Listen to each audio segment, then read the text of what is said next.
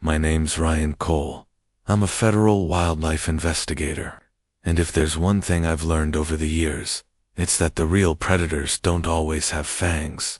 Sometimes they wear pastel cardigans, drive golf carts, and run. Your local homeowners association. It was early spring when I moved back to the lake.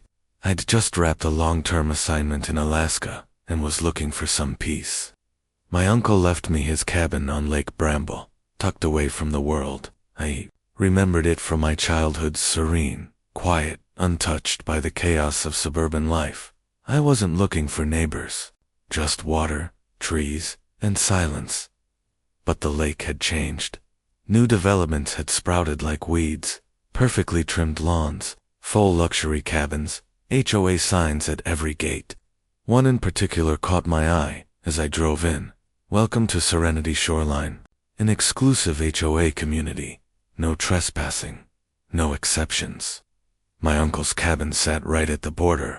According to county records, his land was never part of Serenity Shoreline, but that didn't stop them from trying. The first encounter happened the day after I moved in. I was on the dock, fixing a broken plank, when I heard the sound of gravel crunching under wheels. A golf cart, bright white, rhinestone license plate that read Karen 1. She parked like she owned the lake. Out stepped a woman in her 50s, sharp bob haircut, clipboard in hand, and an attitude that screamed HOA president. "Excuse me," she barked. "Are you the new tenant at 412 Bramble Bend?" "Owner," I replied without looking up. "Well, I'm Karen Blanchard, president of the Serenity Shoreline HOA. That cabin sits within our jurisdiction. We need you to fill out residency paperwork and attend our compliance orientation next Tuesday." I stood up. "This property was never annexed. It's outside your boundary." She squinted at me like I'd just spoken Greek. "That's impossible.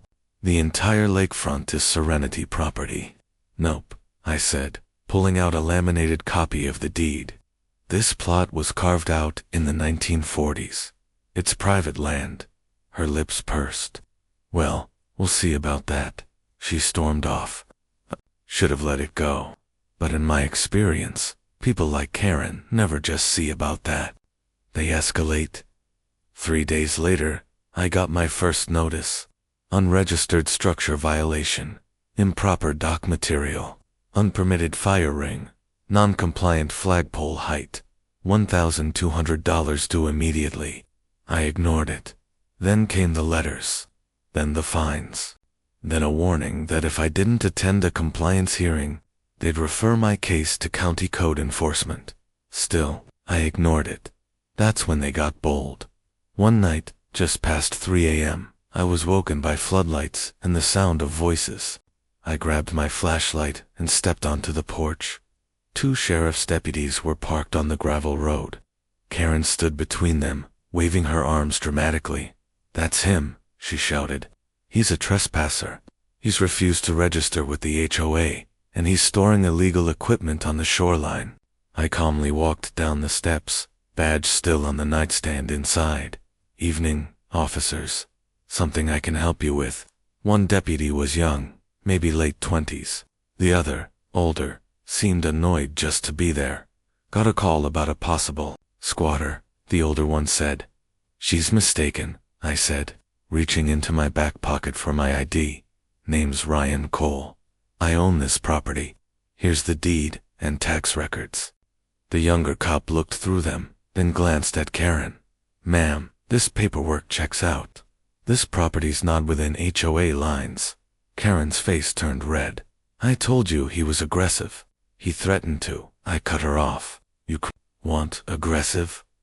I stepped inside and returned with my badge. "I'm a federal officer, Wildlife Division, currently on sabbatical.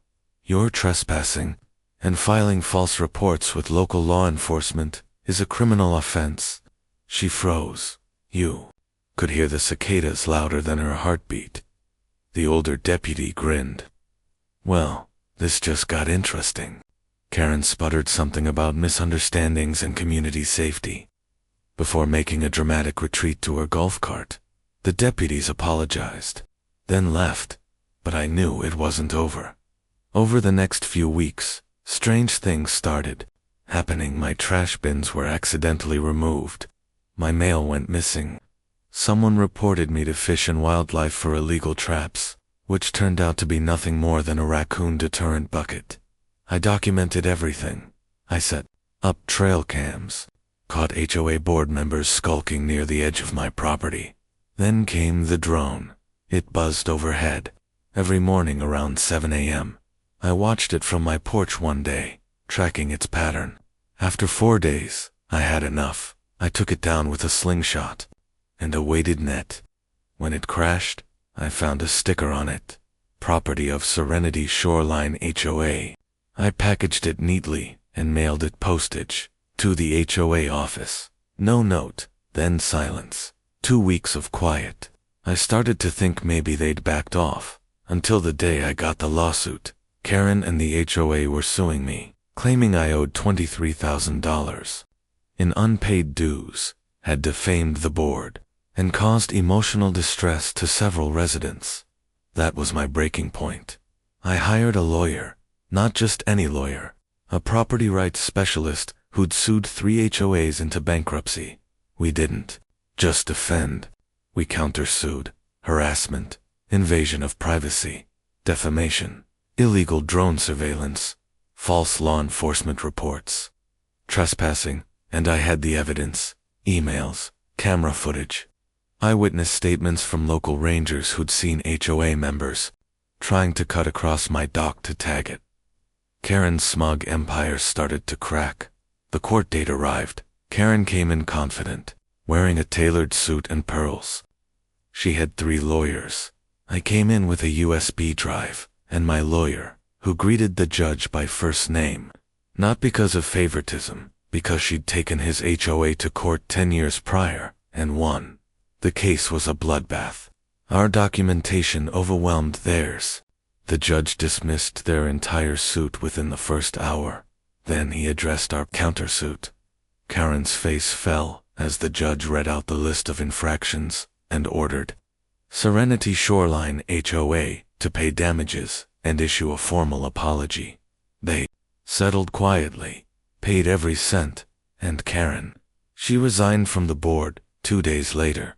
The kicker: I bought the vacant lot next door, built a public access fishing pier, put up a sign, "Welcome to Bramblebend, new OR, new drama." Locals come by every weekend now. We grill, we fish, we laugh. Karen, she still lives 2 streets down, passes by in her golf cart sometimes, never makes eye contact. And me, I sleep peacefully, knowing some badges don't need sirens. Sometimes, all it takes is one person standing their ground to remind the bullies that not every lake is for sale.